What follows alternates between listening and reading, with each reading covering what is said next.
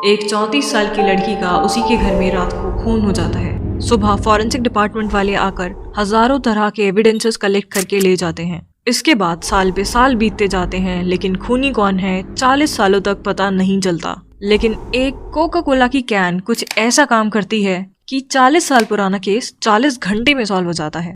ये कहानी सुनने के लिए आपको चलना होगा मेरे साथ अमेरिका के एक स्टेट कोलोराडो में, और यकीन मानिए ये केस आपके अंदर के डिटेक्टिव को बहुत सेटिस्फाई करेगा। बात है 1981 की। 34 साल की सिल्विया कॉले काफी एम्बिशियस लड़की थी। वो पेशे से एक आर्किटेक्ट थी। इतिहास पढ़ना, इतिहास के नक्शे देखना, इतिहास की इमारतों से प्रेरणा लेना और नई इमारतों के नक्शे बनाना, ये उसका काम था। इसके साथ साथ उसका वेडिंग केक्स बनाने का अपना खुद का बिजनेस भी था। सिल्विया कुल मिलाकर एक इंडिपेंडेंट लड़की थी और फाइनेंशियली स्टेबल होने के बाद उसने अपने पेरेंट्स के घर के पास ही एक अपना खुद का घर लिया था, जहां वो अकेले रहा करती थी। लेकिन वो सुबह की कॉफी हमेशा अपने घर वालों के साथ पिया करती थी। उसी साल 1981 में 4 अगस्त का दिन था। सुबह के 8 बज रहे थे और रोजाना की तरह सिल्विया के फादर उसके घर जाते हैं सुबह की कॉफी के लिए उसको ज्वाइन करने। घर पर पहुंचते ही उन्हें काफी अजीब माहौल दिखता है। घर का मेन दरवाजा खुला हुआ था और घर के पीछे वाले रास्ते का दरवाजा भी खुला हुआ था। जैसे ही उसके फादर उसके घर के अंदर जाते हैं, वो देखते हैं लिविंग रूम और बेडरूम के बीच में सिल्विया पड़ी है, वो भी खून में लथपथ। अब वो भागकर सिल्विया के पास जाते हैं तो वो देखते हैं सिल्विया की बॉडी से खून निकल रहा है, और गौर करने वाली बात ये थी कि सिल्विया की बॉडी पर एक भी कपड़ा नहीं था। उसके दोनों हाथ उसी की शर्ट से बंधे हुए थे और उसके मुंह पर एक टॉवल पड़ा था। वो टॉवल हटाते हैं और वो देखते हैं सिल्विया के सर में गोली लगी है। उसके चेस्ट पे भी चाकू से काफी बार हमला हुआ था, और सिल्विया को इस तरह बिना कपड़ों की हालत में देखकर वो पास पड़े टॉवल को उसकी बॉडी से ढक देते हैं। फिर वो एम्बुलेंस और पुलिस को कॉल करने के लिए फोन के पास जाते हैं। क्योंकि ये बात है 1981 की, मोबाइल फोन्स का आविष्कार हुए अभी 10 साल ही हुए थे। ज्यादातर घरों में अब तक लैंडलाइन फोन ही यूज होते थे। जब वो फोन के पास पहुंचते हैं तो वो देखते हैं किसी ने लैंडलाइन का तार काटा हुआ था।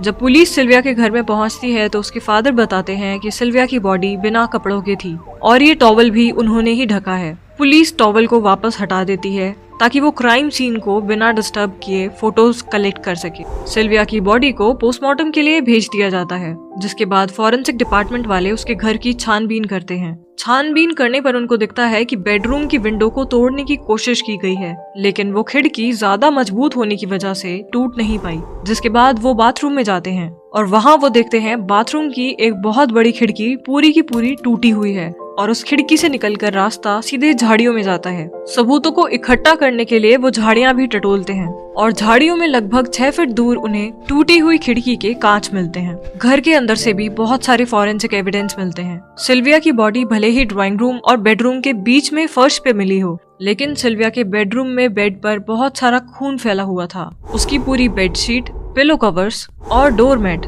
सभी खून में लथपथ थी। पुलिस को बेड के पास पड़ा हुआ खून में लथपथ एक चाकू भी मिलता है। अब ये चाकू, सिल्विया की बेडशीट, सिल्विया का पिलो कवर, बेड के पास पड़ा हुआ एक ऑरेंज कलर का रग, वो टॉवल जिससे सिल्विया का मुंह ढका गया था, और क्योंकि सिल्विया की बॉडी बिना कपड़ों के मिली थी तो उसके प्राइवेट पार्ट से भी कुछ स्वैब्स लिए गए थे, और वो सिल्विया की शर्ट जिससे उसके हाथ बांधे हुए थे। ये सभी चीजें जांच के लिए फॉरेंसिक डिपार्टमेंट अपने साथ ले जाता है। सारे सबूतों की जांच के साथ साथ पुलिस घर वालों से भी बातचीत करती है, और जब सिल्विया की फैमिली से पूछताछ शुरू होती है, सिल्विया के फैमिली मेंबर्स बताते हैं कि 4 अगस्त के दिन सिल्विया के घर पर कोई भी नहीं आया था। इसके साथ ही पुलिस को ये भी पता चलता है कि रात के 11 बजे सिल्विया ने अपनी बहन से फोन पर बात की थी। इससे ये साबित होता है कि रात के 11 बजे तक सिल्विया का फोन चालू था, लेकिन सिल्विया के मर्डर के बाद फोन के तार कटे हुए मिले थे। इससे ये पता चलता है कि जो भी सिल्विया के घर में घुसा था वो रात के 11 बजे के बाद घुसा होगा।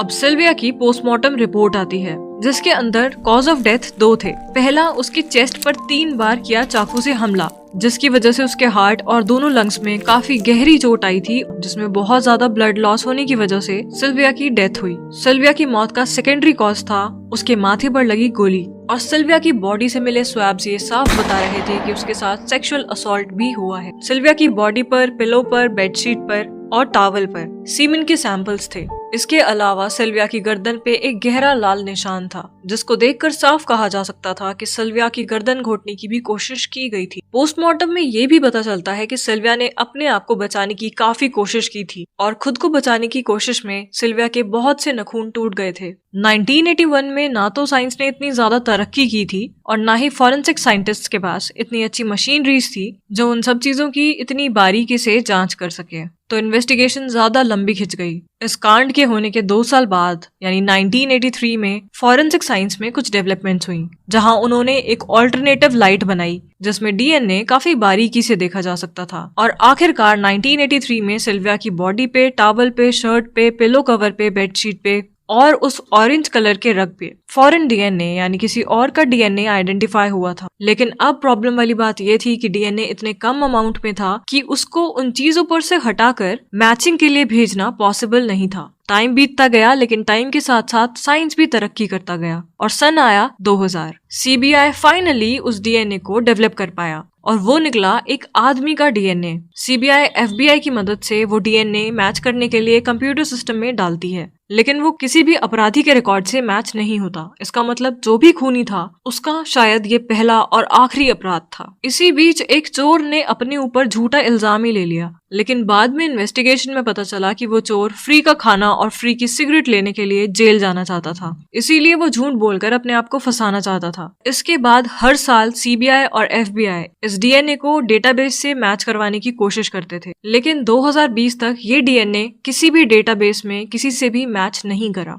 अब साल आता है सन 2020। 2020 में एक कंपनी सामने आती है, यूनाइटेड डेटा कलेक्ट, जो हेल्थ रिलेटेड रिसर्च के लिए लोगों का डीएनए सैंपल अपने डेटाबेस में सेव्ड रखती थी। अब एफबीआई उनकी मदद लेते हैं और अब 26 मई 2020 को सिल्विया के घर में मिला हुआ डीएनए एक फैमिली ट्री के डीएनए से मैच हो जाता है।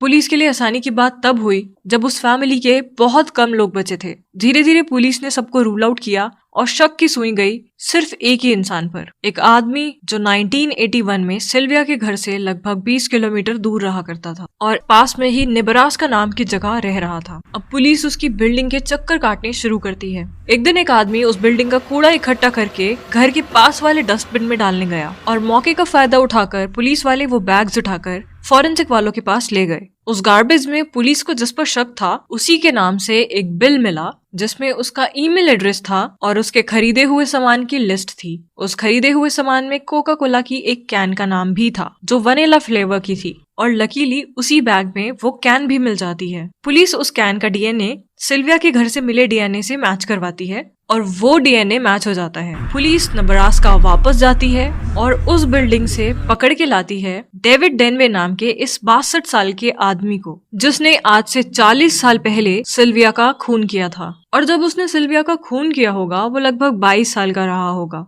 40 साल बाद उसने बिल्कुल एक्सपेक्ट नहीं किया होगा कि पुलिस उसे ढूंढते हुए आ जाएगी और बुढ़ापे में उसका जेल में प्लेसमेंट हो जाएगा। अब कोर्ट में केस चलता है। पुलिस अपने सारे एविडेंस कोर्ट में पेश करती है। इसके साथ ही कहानी में एक ट्विस्ट आता है। डेविड कहता है कि सिल्विया का खून उसके बॉयफ्रेंड ने किया है जो काफी ज्यादा एग्रेसिव था और कई बार सिल्विया को ऑलरेडी मार भी चुका था। इस बात की जानकारी सिल्विया की फैमिली को भी थी और वो सिल्विया के घर सिल्विया की मर्जी से गया था, इसीलिए उसका डीएनए सिल्विया के घर में मिला। और उसने पुलिस की गलती निकाली कि पुलिस ने सिल्विया के बॉयफ्रेंड को जांच के अंडर रखा ही नहीं, लेकिन ये सब उसकी बहानेबाजी थी सजा से बचने के लिए, क्योंकि फॉरेंसिक डिपार्टमेंट को क्राइम सीन के आसपास सिर्फ 2 तरह के डीएनए मिले, एक सिल्विया का और दूसरा डेविड का। जिसके बाद 2022 में डेविड को उम्र कैद हुई। क्योंकि सारे सबूत डेविड के खिलाफ थे इसीलिए डेविड को सजा तो हुई, लेकिन उसने सिल्विया के घर में इस तरह से हमला क्यों किया ये बात ऑफिशियली अब तक क्लियर नहीं हो पाई है। लेकिन पुलिस का मानना है कि डेविड सेक्सुअल मोटिव्स के लिए ही सिल्विया के घर गया था और उसने सेक्सुअली असॉल्ट करने के बाद सिल्विया को मार डाला।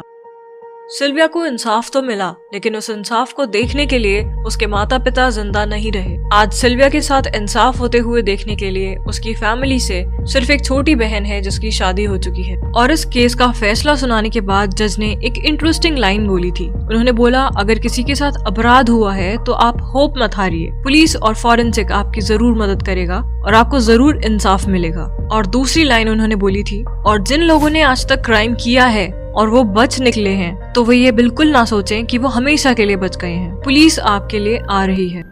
अगर आपको ट्रू क्राइम स्टोरीज में इंटरेस्ट है तो आप इस चैनल को सब्सक्राइब कर सकते हैं और अगर आपको ये केस इंटरेस्टिंग लगा हो तो वीडियो को लाइक जरूर करें।